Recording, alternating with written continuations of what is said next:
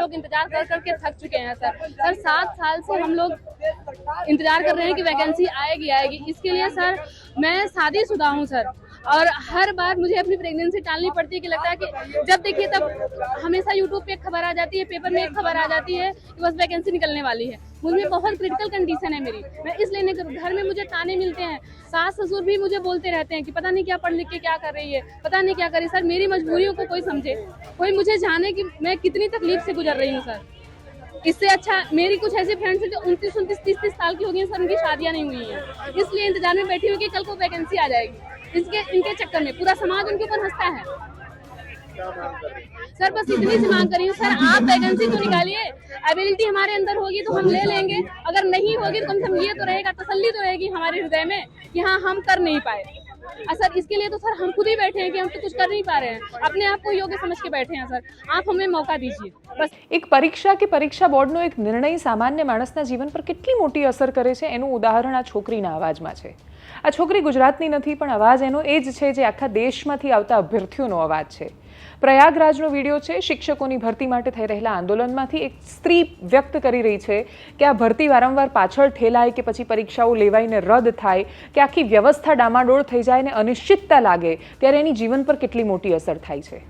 આવું અનેક લોકોની સાથે થઈ રહ્યું છે। શિક્ષકની ભરતીનું આંદોલન કરી રહેલા લોકો હોય કે પછી GSSSBની ક્લાસ 3ની તૈયારી કરતા લોકોને એમાંય જ્યારે છોકરીઓ હોય ત્યારે બહુ વધારે અસર એમના પર થતી હોય છે।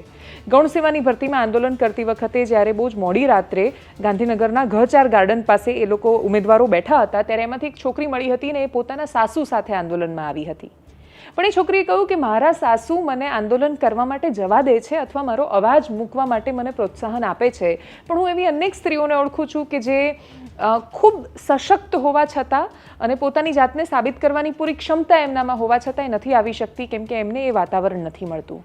ગુજરાત રાજ્યમાં GPSCમાં પરીક્ષા રદ થવી, GSSSBના સિલેબસમાં ફેરફાર આવવો કે પછી વારંવાર એવા નિર્ણયો બોર્ડ દ્વારા અલગ અલગ બોર્ડ દ્વારા લેવાવા કે જે ગુજરાત રાજ્યના એવા યુવાનોના ભવિષ્ય પર મોટું પ્રશ્નાર્થ ચિહ્ન મૂકી રહ્યા છે જેનો જવાબ એક પણ બોર્ડ નથી આપી રહ્યા।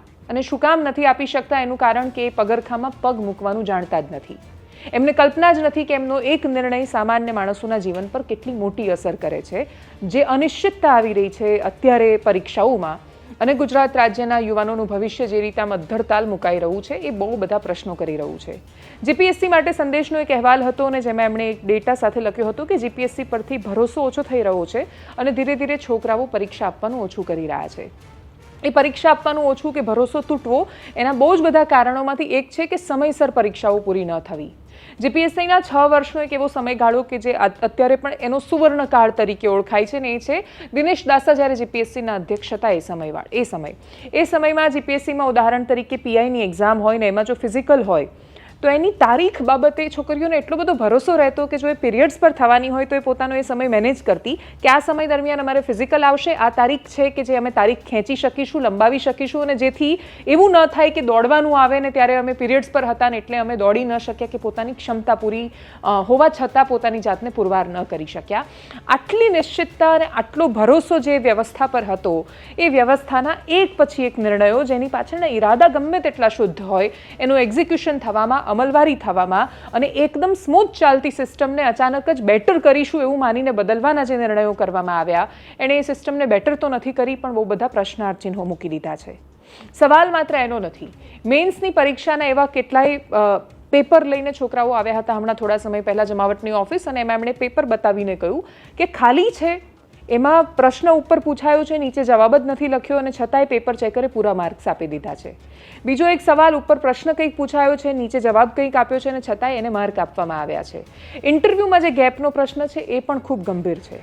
સવાલ માત્ર GPSC પૂરતો મર્યાદિત નથી, એ GSSSB હોય કે પછી અનેક એવી પરીક્ષાઓ જે લેવાઈ રહી છે। રાજ્યમાં સહકાર વિભાગ જે નાની નાની ભરતીઓ કરે છે, બેંકમાં ભરતી થાય છે, ડેરીમાં ભરતી થાય છે, આપણે લાગવગથી, ઓળખાણથી અને બાકીની સમસ્યાઓથી પરીક્ષાઓને મુક્ત નથી કરી શક્યા અને જ્યાં સુધી સિસ્ટમમાં પ્રવેશવાનો રસ્તો આપણે ચોખ્ખો નહીં કરીએ। આજે પણ તમને અનેક એવા સમાચાર દેખાતા હશે કે વલસાડ પાસે એક છોકરી હતી સુરતની કે જેણે અનેક લોકો પાસેથી 30-40 લાખ રૂપિયા હું નોકરી અપાવીશ તમને એમ કરીને પડાવી લીધા।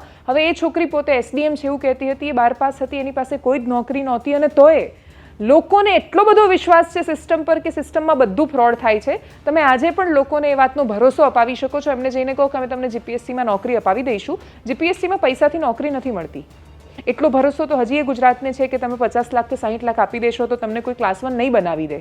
પણ તોય લોકોને એટલો બધો અવિશ્વાસ આજે પણ વ્યવસ્થાઓ પર છે કે તમે એમને જઈને જો કન્વિન્સ કરી શકો કે મારે હસમુખભાઈ સાથે બહુ જ સારા સંબંધ છે અને હું તમને નોકરી અપાવી દઈશ, તો લોકો પૈસા આપવા માટે તૈયાર બેઠા છે.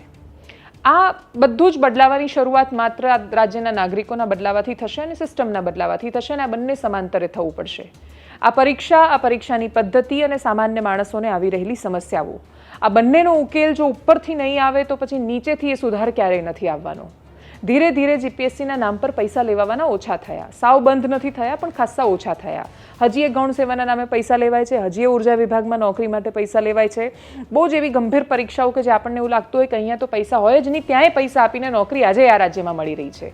એવા સમયમાં એલઆરડીનું આંદોલન હોય, બિન સચિવાલયનું આંદોલન હોય કે એના પછી પોલીસ ભરતીમાં જે સમસ્યાઓ સામે આવી, અનેક જગ્યાએ પેપર ફૂટ્યા પછી પણ અનેક છોકરાઓ એવા છે કે જેની જિંદગીના 5 અમૂલ્ય વર્ષ બરબાદ થયા છે. એ 5 વર્ષની કિંમત શું કરીશું? જે લોકો શિક્ષક બનવા માટે નીકળ્યા છે, વર્ષોથી એમને લટકાવીને રાખ્યા છે. અધિકારીઓ પોતે રિટાયર થવાના આરે આવ્યા છે, મંત્રી કહીને થાકે સાંભળતા જ નથી.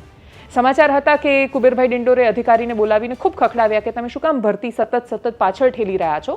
કોઈ ચોક્કસ જવાબ હોતો નથી. મંત્રી ખખડાવે તો એ અધિકારી પર એની વિશેષ અસર થતી નથી અથવા એમને કોઈ ફરક પણ પડતો નથી. એમને ભરોસો પણ નથી કે મંત્રી કશું એમનું કરી શકવાના છે, ઉખાડી શકવાના છે, કેમ કે મંત્રીઓ પોતે પણ એટલી સત્તા હોવા છતાં સશક્ત છે કે કેમ, એના પર બહુ જ ગંભીર સવાલો છે.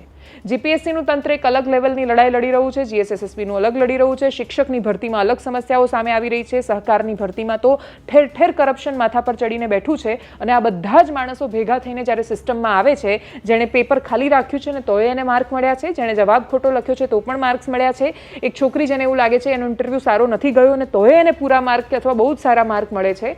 કોઈની પાસે જવાબ નથી કે ખોટું બોલીને પણ સારા માર્ક્સ મળતા હોય, સાવ ખરાબ પરફોર્મન્સ આપીને પણ સારા માર્ક્સ મળતા હોય, અને જેને એવું લાગ્યું હોય કે બહુ સારું કર્યું છે એને કાં તો 15-20 માર્ક્સ મળતા હોય. આ માણસો સિસ્ટમમાં આવ્યા પછી વ્યવસ્થાને કેટલી બદલી શકશે? બદલવાની જવાદો જે છે એમ જાળવી શકશે કે કેમ? જવાબદારી સિસ્ટમમાં બેઠેલા એ દરેક માણસોની છે જે એવું માને છે કે એ પોતે ખૂબ પ્રામાણિકતાથી વ્યવસ્થાને સુધારવાનો પ્રયત્ન કરી રહ્યા છે. તમારા પ્રયત્નો પર કોઈ શંકા નથી, પણ વ્યવસ્થા સુધરી નથી રહી. અને એટલે જે જવાબદારી લેતાની સાથે જ અનિશ્ચિત ભવિષ્ય જે ગુજરાતના યુવાનોનું બની રહ્યું છે, એ અનિશ્ચિતતામાંથી એમને બહાર લાવો સરકાર. નમસ્કાર.